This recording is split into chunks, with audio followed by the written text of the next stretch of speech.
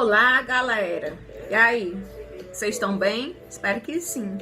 Então, pessoal, estou aqui com mais uma videoaula de filosofia, na qual irei dar continuidade ao capítulo 3, que tem como tema central o que é a realidade. Então, na videoaula passada, eu falei de um filósofo pré-socrático conhecido como Heráclito de Éfeso. Heráclito afirma que nós não banhamos no mesmo rio mais de uma vez, né? Então ele faz uma ligação entre a realidade e a transformação. Ele afirma que tudo que acontece agora, nesse instante, jamais pode se repetir, acontecer da mesma maneira. E nessa videoaula, continuando nossa reflexão sobre o que é a realidade, vem outro filósofo e vai contrariar a concepção de Heráclito. Então temos aqui a explicação racional da realidade, né? Ou seja, os filósofos pré-socráticos, ele explicava a realidade através do seu pensamento da razão, né? Não através de experiência, dos dados sensíveis.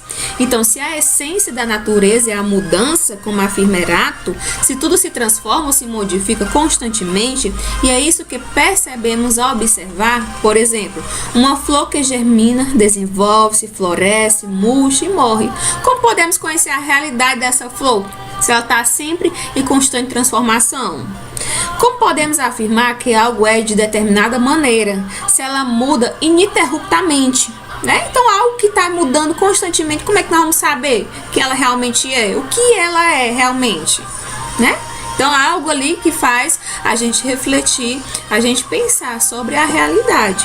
Eu acho que vocês não tinham nem observado, né? Quanto isso é importante a gente refletir. Então, como podemos pensar que aquela flor murchinha, aquela flor que tá feinha ali, ninguém tá olhando para essa flor, né? Era aquela flor tão linda que a gente cheirava, que as meninas colocavam do ladinho do cabelo para tirar foto, enfeitar. Você vai colocar aquela flor murcha no cabelo para enfeitar, ou vai ficar cheirando ela? Não, né? Então tudo se transforma, né? Mas só que dentro dessa transformação há uma realidade, há uma essência. Como é que podemos afirmar, né, que aquele senhor, cabelinho branco, né, já com a pele bem estilhadinha, bem sofridinho, ele já tá nos fins dos dias da vida dele, era aquele rapaz tão bonito em que as pessoas, ou seja, as moças, né, admiravam, era apaixonado por ele, né? Então, algo que faz a gente refletir, né? Aquela moça que pode ser bonita, perfeita, de corpo, tudo, aquilo dali vai se transformar, certo? Então, é a realidade, é o que acontece em nossa vida.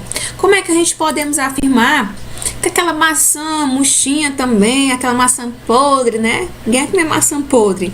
Era aquela maçã linda, vermelha, né? Então, tudo se transforma. Os exemplos que eu coloquei aqui é para dizer que dependente de pessoa, independente de planta, fruta, objeto também, tudo se transforma, certo? E aí, diante dessa transformação, nós chegamos à crise da identidade. Então, quem sou eu realmente? Eu sou aquela pessoa de 10 anos atrás ou sou essa pessoa de agora?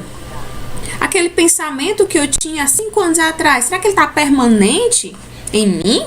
Ou será que eu tenho outro pensamento? Será que eu tenho outra perspectiva de vida?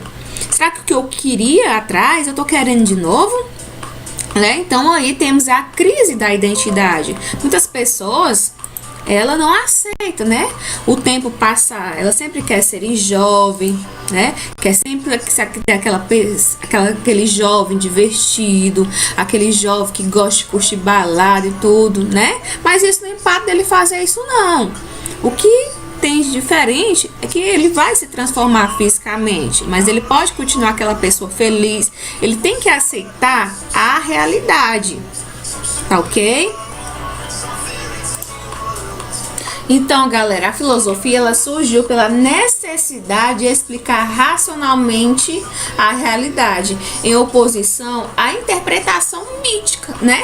Ou seja, antes dessa interpretação dos filósofos achar a necessidade de interpretar a realidade, tudo se explicava através de mitos, né? Através de histórias contadas ou através de divindades dos deuses. Então, em oposição à interpretação mítica, a explicação coerente, justificada por argumentos lógicos também e não contraditórios, formando pensamentos, ideias e conceitos. E aí agora iremos falar desse filósofo Parmênides de Elea, filósofo pré-socrático.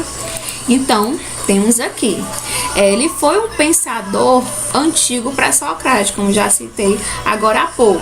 Ele nasceu por volta de 515 a.C., lá na cidade de Elea, por isso que ele é conhecido como Parmênides de Elea, né? Porque seja o sobrenome que ele deram esse nome a ele, não, é porque ele é da cidade de Elea, lá da Grécia.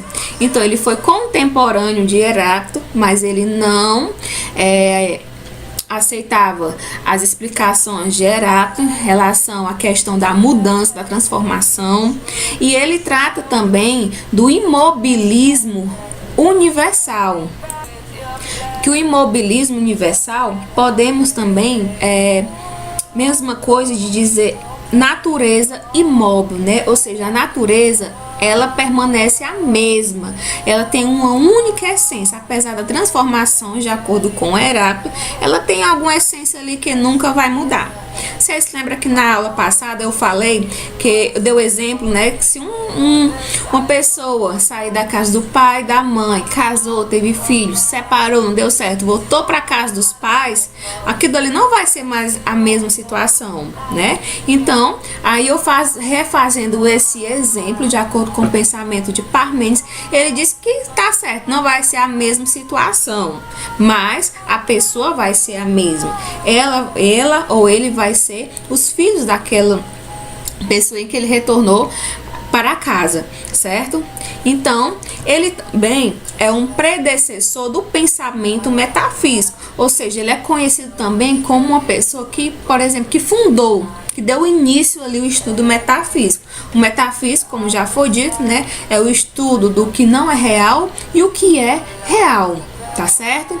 Então, ele, dentro do pensamento dele, ele faz um estudo do ser, né? O estudo do ser, do que é o ser, a sua essência. E diante disso, ele vai buscar um conceitozinho conhecido como aletheia, que significa, aletheia é uma palavrinha de origem grega, que ela tem a tradução para o português, verdade, né? Então, diante disso, ele vai buscar a verdade do ser, né? Qual a sua essência, qual a sua realidade. Então, o poema de Parmênides tem esse daqui, conduz à luz da verdade por divindades metodológicas, né? Ou seja, as explicações está de acordo com as divindades metodológicas, né? Os métodos através das lógicas, né? Será que tem lógica isso? Então, verdade é o caminho do pensamento. Presta atenção, tudo que existe, ele afirma, tudo que existe pode ser pensado. Tudo que não existe não pode ser pensado. Tem alguma coerência, né, nisso? Então, tudo que pode ser pensado, para ele pode ser dito. Tudo que não pode ser pensado, também não pode ser dito. Ou seja, ele diz que você pode pensar em tudo que existe, mas não pode pensar na não existência, tá certo? Então, o ser não é e o não ser, ele não é. E essa é a frasezinha que se destaca no pensamento dele. O ser não é e o não ser não é. Então ele diz que o não ser, aquilo que não é uma ilusão. Ou seja, muitas pessoas acreditam em algo que não é verdade. Então esse algo que não é verdade, para ele é o não ser. Então é uma ilusão.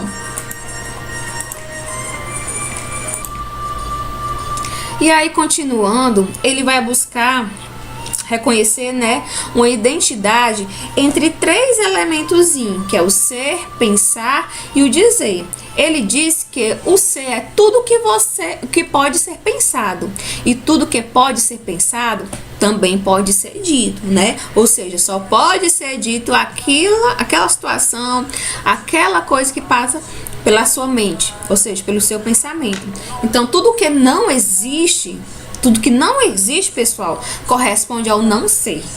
O não ser não pode ser pensado e nem se pode falar sobre ele se ele não existe, né? Ou seja, aquele pensamento enganoso. Esse não ser que ele está querendo dizer, acho que alguém deve estar perguntando, significa o pensamento enganoso, né? Aquilo que não é real. Afinal, é inexistente. Ou seja, eu falei para vocês agora há pouco que ele foi ali como um predecessor da metafísica, ele que iniciou o pensamento metafísico. Então, há uma correlação entre ser, pensar e dizer, né? Então, essa frase, tudo que eu posso dizer, eu posso pensar, tudo que eu posso pensar, eu posso dizer, eu posso ser. E o que não é ser, não pode pensar e não pode dizer. Então, ele fez essa correlação para poder reconhecer a identidade do ser. Então tem um aqui, o não ser é ausência, vazio e não existe, né? O não ser, ele é o vazio, ele é a angústia, ele é o desespero, então ele é tudo aquilo que a pessoa tem a necessidade, por exemplo, de espírito, né? De alimentar o seu espírito. E aí eu tenho aqui, então, como caímos no erro? Como é que nós caímos tanto no erro, né? Quem foi que nunca errou em sua vida? Todos nós temos erro, ninguém é perfeito. Então a verdade pura era exclusiva dos deuses. Ele diz que a verdade verdadeira, pura, é exclusiva dos deuses, né? Naquela época que acreditavam muito nos deuses. Então, aos mortais havia da doxa, ou seja, da opinião. E aí ele diz também, é por meio da opinião que caímos no erro. Ele diz que a opinião é um julgamento antes de conhecer completamente a verdade, né? Eu tenho uma opinião, a gente costumamos dizer que a opinião, cada um tem a sua. Eu gosto de uma coisa, você não gosta da coisa que eu gosto, né? Então ele afirma que é através dessa opinião que nós caímos nos erros. Nós não temos que ir pela opinião, né? Pelo gosto, nós temos que ir pela realidade, pelo que é o ser, pelo que é a essência daquela coisa. Você pode não gostar, você pode ter uma opinião diferente, mas você tem que ir pelo ser, pela essência da coisa. A opinião carrega preceitos trazidos pelas vivências e pela aparência das coisas. Essa aparência que Parmênides afirma, ele está querendo dizer que é a mudança, né? A aparência, ela muda, mas só que permanece a sua essência. Você nasceu, era criança, adolescente, vai virar adulto, vai envelhecer. Então tudo isso é aparência, né? Olha aquela menina como é bonita, bem feita de corpo, então aquilo ali é aparência. A essência, a realidade dela é outra, totalmente dessa mudança, dessa aparência, como identifica Parmênides. E diante disso, essa aparência é justamente uma mudança, né? Como eu falei. Então, essa opinião, como eu disse também, que vai fazer você chegar no erro, leva o ser humano ao mortal erro também. Ao passo que as divindades gregas antigas, que não eram consideradas tão superiores como a nossa noção de cristão de Deus, mas aqueles deuses que nossa opinião estava muito próxima à nossa religião. E aí ele vem também com um conceito importante, a questão do imobilismo. O imobilismo para ele está relacionado ao universal. Então tem um aqui, o ser é uno, ou seja, é um. Ele é imóvel, indestrutível, ou seja, ele é inabalável. Ao contrário da filosofia de Heráclito, como eu disse para ele, que ele vai contrariar o pensamento dele. Então ele diz que o ser ele é um, né? Você é uma menina, mas você tem uma opção sexual de seguir como um menino, certo? Você tem isso hoje é livre para você escolher, mas para Parmênides você sempre vai ter uma essência ali que nunca vai mudar, certo? Isso quem está dizendo não sou eu, isso quem está dizendo é Parmênides, certo? Então, o ser é eterno, imutável, ele nunca vai se transformar. Ele vai nascer menina, vai morrer menina, independente da opção, da maneira que ele vai agir na sociedade. tá bom? Então, o ser não foi criador, pois se ele surgiu de algo, só pode ter surgido de algo que já era ser antes dele, ou surgiu do nada, o que é impossível. O ser para ele é indestrutível, né? Como já foi dito aqui no primeiro ponto, ele é inabalável, nada vai mudar quem ele realmente é. Ah, eu era tão jovem, eu tô tão velha, acabada, tô me sentindo um trapo, né? Mas eu nunca vou deixar de ser a Gabriela, nunca vou deixar de ser essa pessoa, sempre vou ser eu, independente da situação, independente da vida que eu vou viver. Certo? Pessoal, voltando aqui, quando eu falei a questão da opção sexual, vocês não pensem que eu tô julgando, criticando, não. É algo que acontece na nossa sociedade que eu pude citar aqui de exemplo para esse filósofo, né? Que a gente se transforma, né? A gente muda, eu engordo, eu emagreço, mas eu nunca vou deixar a minha essência, sempre vai ser a mesma, viu? Porque esse assunto ele é tão tratado na nossa sociedade com tanto cuidado, né? Que algumas pessoas acham que a gente tá criticando, mas de maneira alguma, longe de mim, tá ok? Então, pessoal, ele também faz uma ligação entre o Antigo Testamento, a lógica aristotélica, né? E ele faz uma ligação também entre o pensamento de Heráclito. Uma ligação que eu digo que ele pega as concepções desses termozinhos para poder criar a sua crítica, para poder desenvolver o seu pensamento. Então, o que é que ele afirma que faz uma ligação entre o Antigo Testamento? Ele diz que a noção de ser eterno está ligado muito, né, está semelhante à concepção judaica cristã de Deus, presente no Antigo Testamento, né, que diz no Antigo Testamento. E sobre a concepção de Aristóteles, né, a concepção da lógica aristotélica. Não sei se vocês já têm conhecimento sobre a lógica aristotélica, que ele faz estrutura da linguagem, né, para poder chegar a uma conclusão verdadeira, né? Então tudo é uma lógica, né? Tudo é uma estratégia para poder chegar a uma conclusão verdadeira. Aristóteles ele fala sobre a primeira premissa, né, que é um termo falado, fala sobre a segunda premissa, e diante da primeira e segunda premissa, você pode chegar a uma conclusão, a um conhecimento verdadeiro.